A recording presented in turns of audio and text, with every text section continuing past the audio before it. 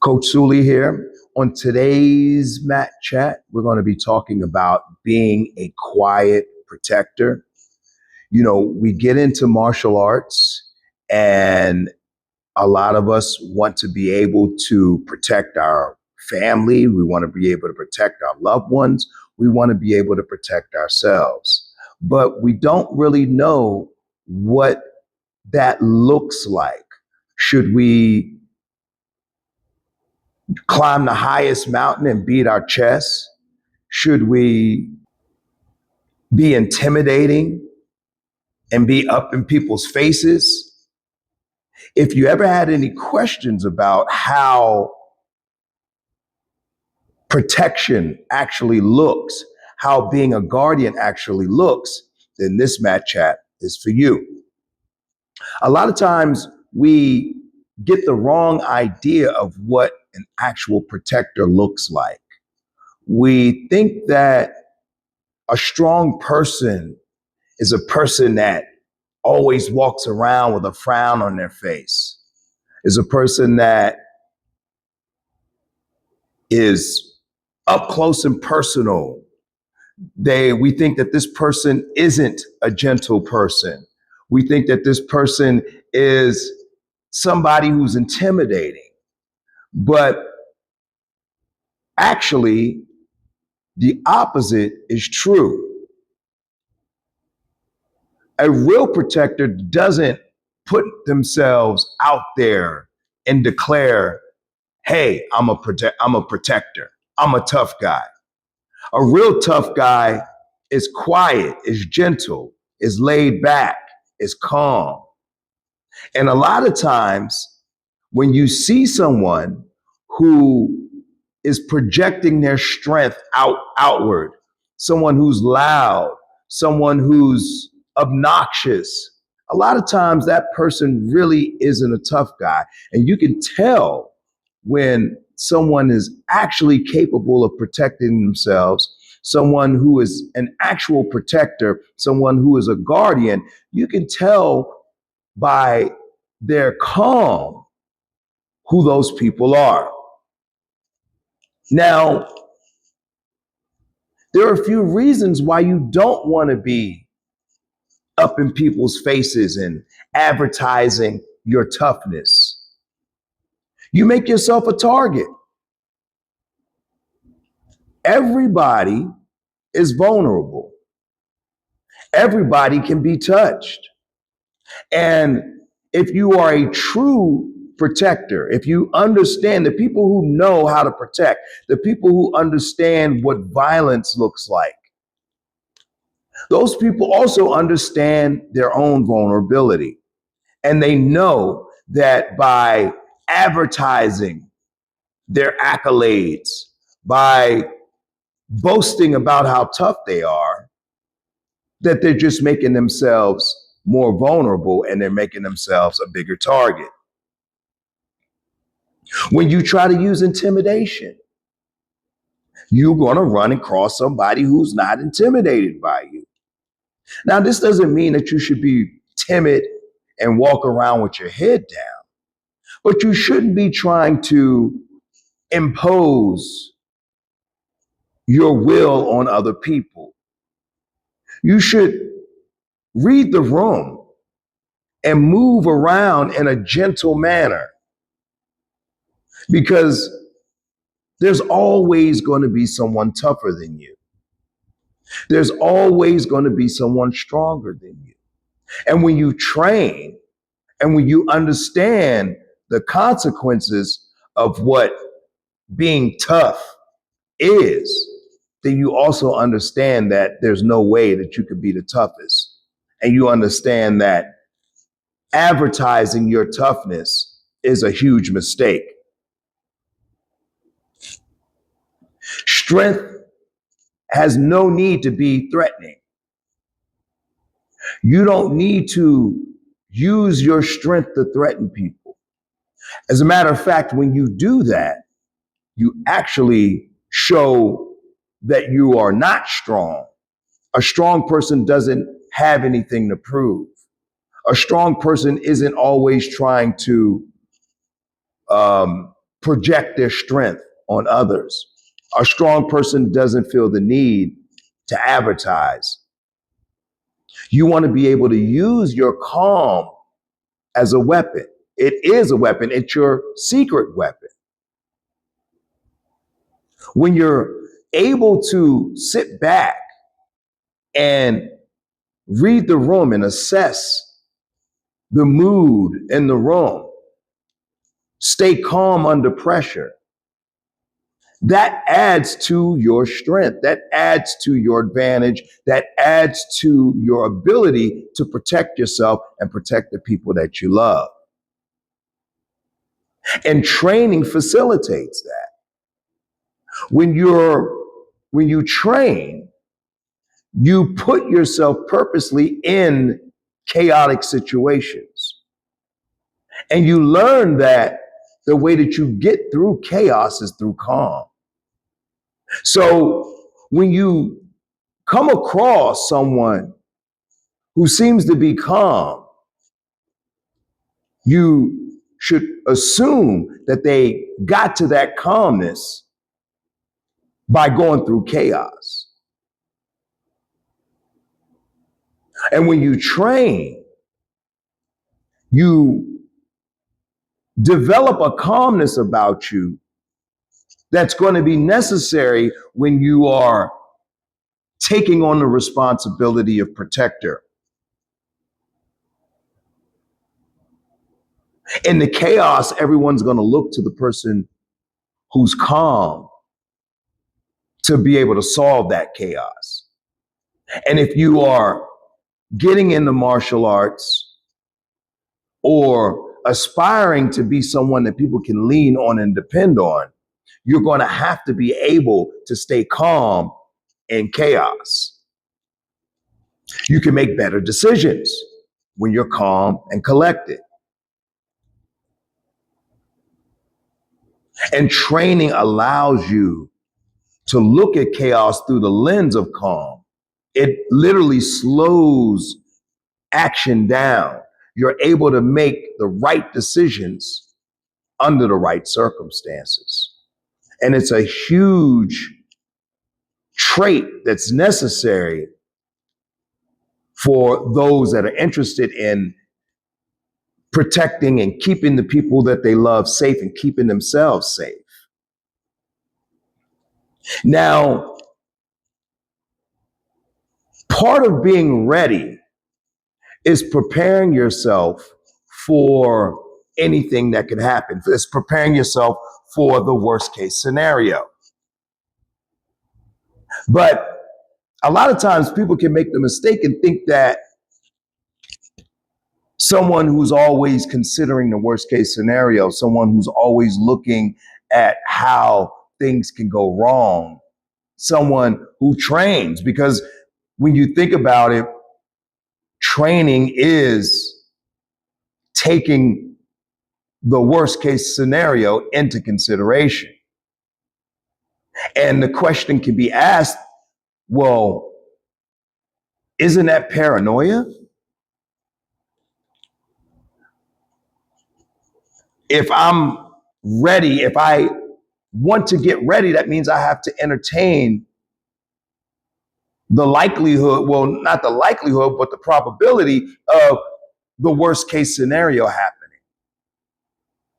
That means I need to think about someone trying to do me harm or do someone that I love harm. That means that I need to consider that those things, those unthinkable things, are very possible. And we can make the mistake and think that considering those things will lead to paranoia when actually the opposite is true. When you are ready for the worst case scenario, it actually eases you. It makes you calmer. It makes you more relaxed. It puts you more at ease.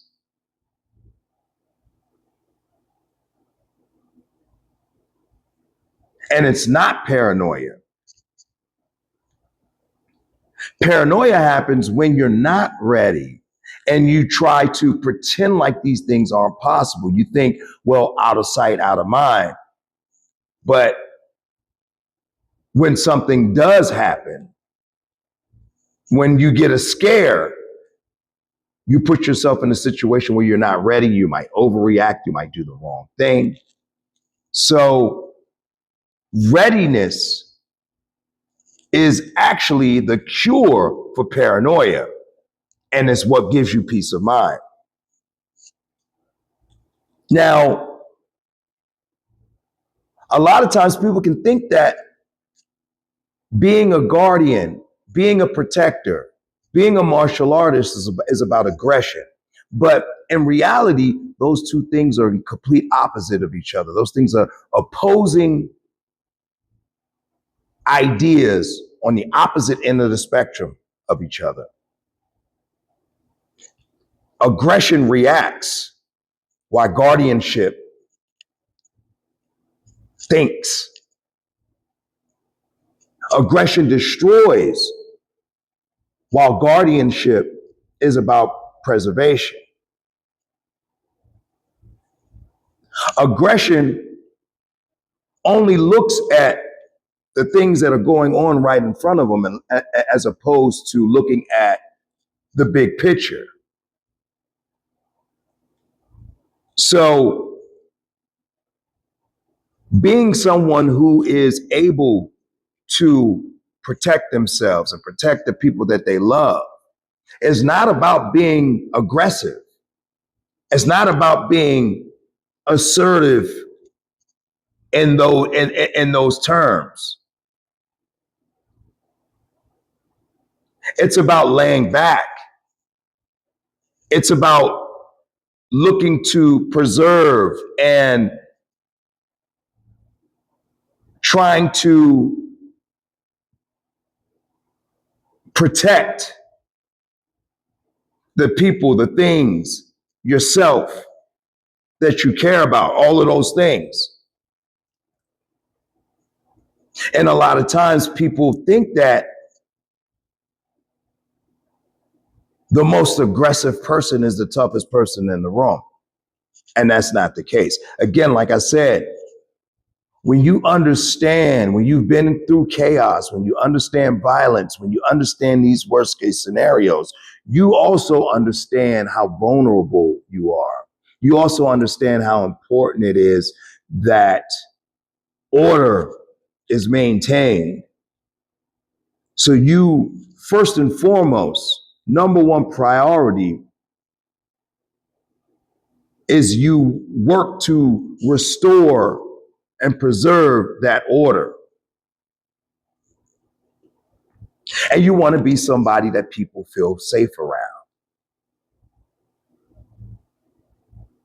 The tough guy who's throwing their weight around, that person isn't a protector. Yes, you want to be tough in the face of someone that's trying to do you harm. But the people that you are standing in front of, the people that you're protected, they need to see your soft side. They need to feel like they can be vulnerable around you. You need to show them compassion. You need to show them understanding. They need to understand, they need to know that you're not there to make the situation worse. You're not a hothead.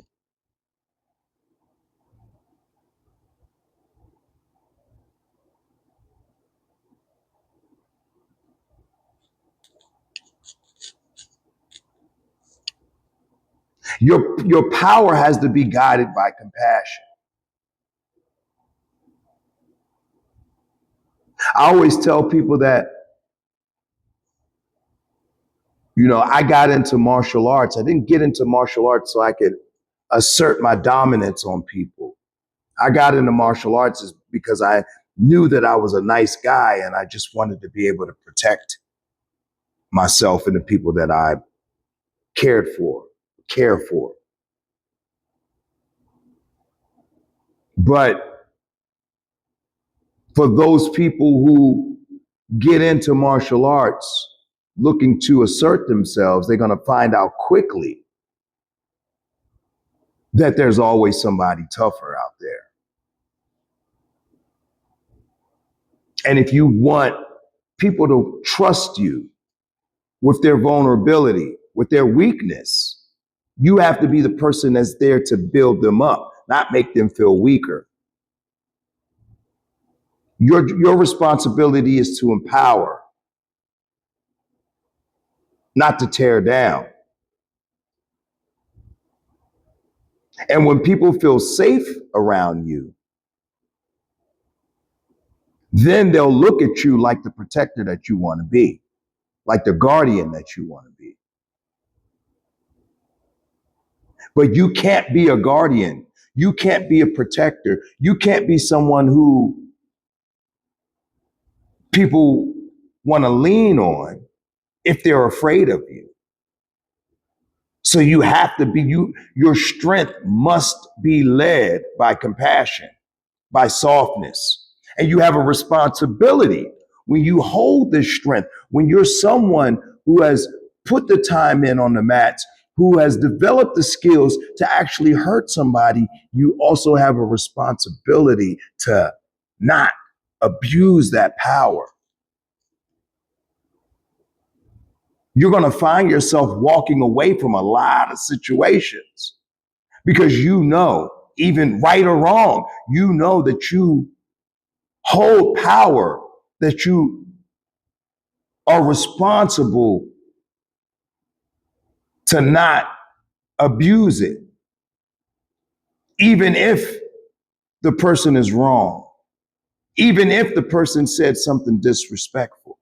You're going to find yourself walking away from a lot of situations. The ultimate goal is not fear. The ultimate goal is respect. And if you want respect from people, you have to give it to them, even if they don't have anything to give to you, even if you're stronger than them, even if you're more powerful than they are, you have to respect them. So being a guardian, being a protector, walking in this martial arts journey is not about being a tough guy. It's not about being dangerous. It's about preserving order. It's about keeping the peace.